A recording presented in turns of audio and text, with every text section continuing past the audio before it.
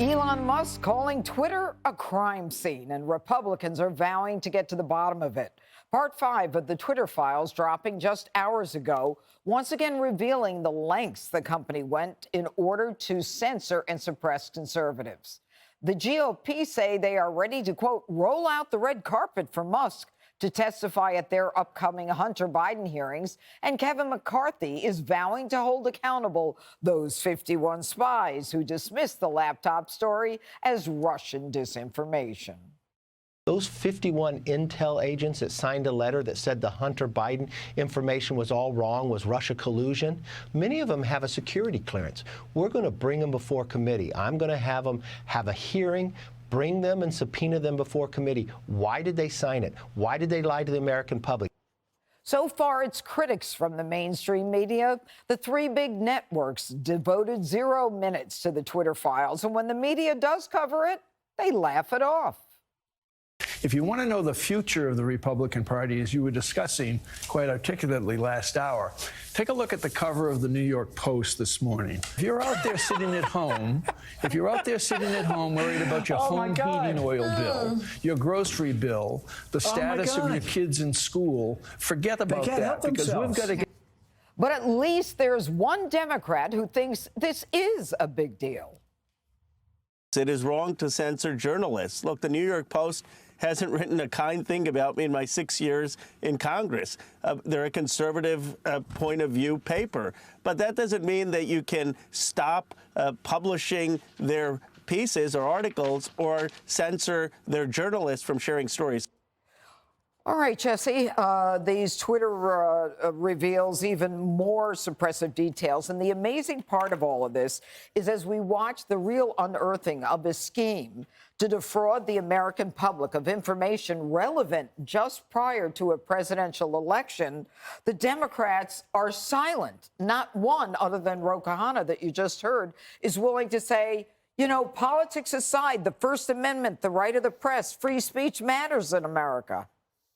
Good luck ignoring these hearings. It'd be like a girl at a bar. Her ex walks in with her best friend, trying to ignore that. There's no way this is going to be possible. The media, especially the D.C. media, loves conflict. That's what they live and breathe for. And these are going to be hot hearings. There's going to be some sensational allegations. What's the media going to do, Judge? Are they going to cover the Farm Bill? They're going to have to cover this, whether they like it or not. They had the January 6 hearings. They had their little committee. Republicans don't need that. We don't need executives on TV blowing out the soaps in the afternoon. We don't need Hollywood producers doing it. We don't need a 30-year-old girl named Cassidy batting her eyelashes. We don't need people lying and crying.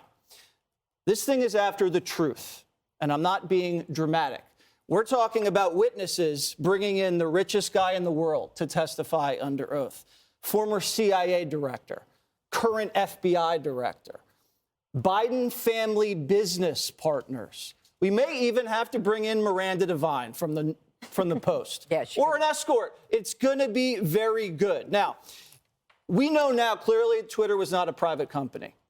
Twitter was a FBI subcontractor. Twitter was a DNC donor. And if the media wants to say this is just a right-wing conspiracy, have at it. Twitter is at the center of every controversy we've had over the last 3 years. They're going to try to argue the fact that the American public doesn't want to know about COVID, doesn't want to know about FBI subterfuge, doesn't want to know about political grandstanding, Chinese spies, doesn't want to know about censorship. Okay. You guys want to say inflation is important now? We covered inflation for 2 years while you guys covered January 6th. And now you want to talk about inflation? Yeah. You don't want to talk about it. You're not going to cover inflation or these hearings, and that's the point, because you don't want to. All right. You know, Dana, one of the things that we see now are the internal communications with respect to Donald Trump and whether or not he was inciting on January 6th. And there are repeated emails. I don't see the incitement of fear, and there are many of them. I don't see the incitement angle here. The monitors, these are the monitors of Twitter. And but then you've got Vijay Gadde, the lawyer, and she says, it isn't a violation on its face, but we think there's coded messages there. Right. coded incitement. Yes, and so she was one of the first people to get fired. She was the general counsel, and then it was only last week that we found out James Baker, who used to work at the FBI, who was her deputy, now Elon Musk fired him last week as well. I thought that part was very interesting because companies have rules and policies for a reason. It gives you the roadmap. This is what we can do. This is what we can't do. And the monitors are saying this doesn't violate our terms of service. It doesn't actually violate our terms of service. We're trying to tell you. So you had the underlings all saying, well, we wouldn't do that. I mean, they might not like Donald Trump, but they were saying this doesn't actually violate the terms of service. But she was willing to go there. And the thing I think is very interesting is Jack Dorsey, the CEO, is nowhere to be found. And he had testified in front of Congress saying that this stuff wasn't happening, like shadow banning, for example. So when all of those hearings happen, I think they will call on him as well.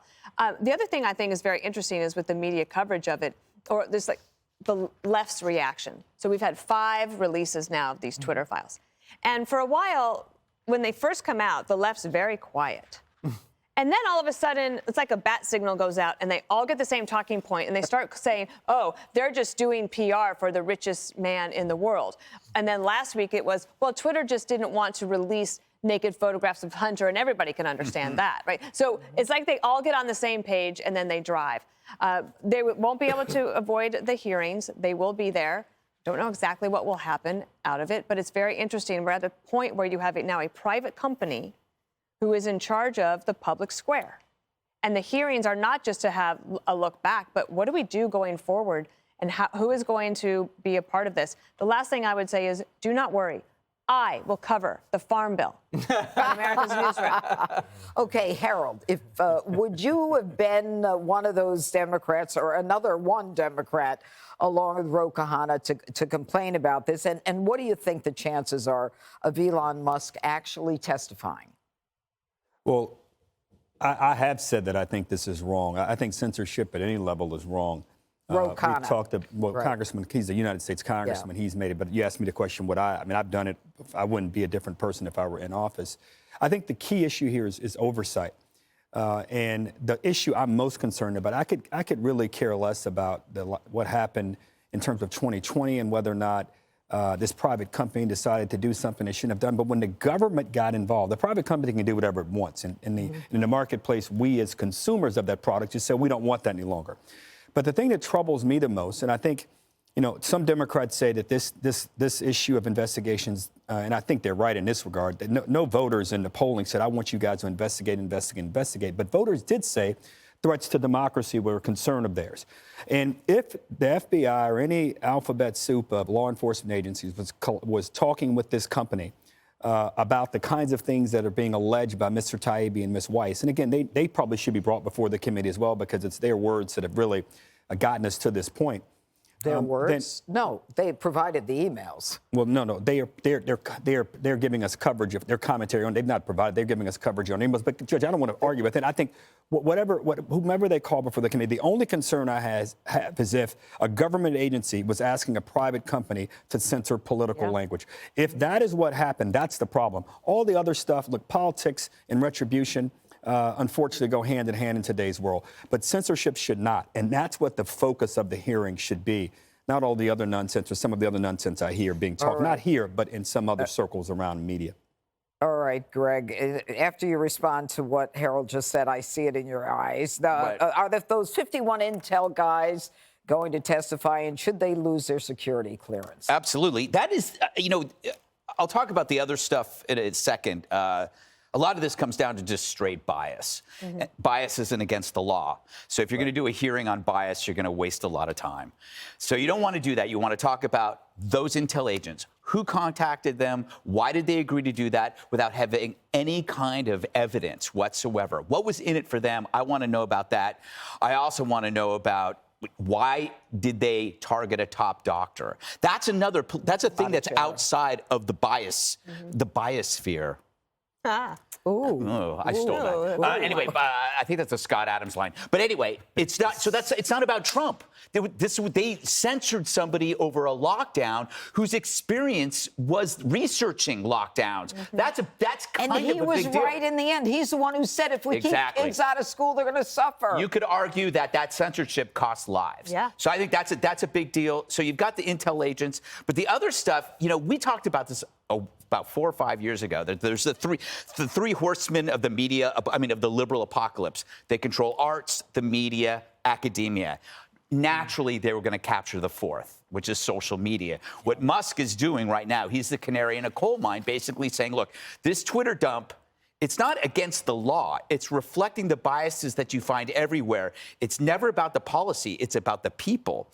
If everyone that works at Twitter is a liberal, then they only are going to see what is threatening to them and not threatening to what we believe is threatening, right? So this is a consequence, again, of stamping out ideological diversity. So it's funny. It's like when you saw the untalented hacks on Morning Joe laughing about that, you can see the mirror in what we have seen that we find, like when we're looking at the January 6th coverage, as hysterical. There's almost a parallel here. But I look at this kind of like the way they laugh at the right when we talk about the state of public education for kids. We don't want drag queen story hour, right? We don't want sex ed from activists. We don't want, we think Balenciaga was weird. They will laugh at that and they'll go, that's not, because the thing is they're coming through an ideological spectrum in which that stuff doesn't matter. And if you cover those stories, then you're a scab. That's what you're seeing right now. This is what I think what Musk is trying to say is you need a balance of diversity, of two, even if it's just two ideas, left and right. But what you saw is another example of when the left takes over something, all bias goes out the window. They actually believe that we're Nazis. Like, you can't say that they don't think they're doing anything illegal. They think that they're right. They think that we're really bad people. So that's why they did this. And if they had other people that were like us at Twitter, that never would happen. And if they just got to know us. Oh, well, they would make it worse in your case. Hi, everyone. I'm Brian Kilmeade. I want you to do me a favor. I want you to click to subscribe to the Fox News YouTube page. This is the only way that I know for sure that you're not going to miss any great commentary, any great news bites, any great interviews coming your way on Fox. You can get it all here on YouTube. So subscribe right now.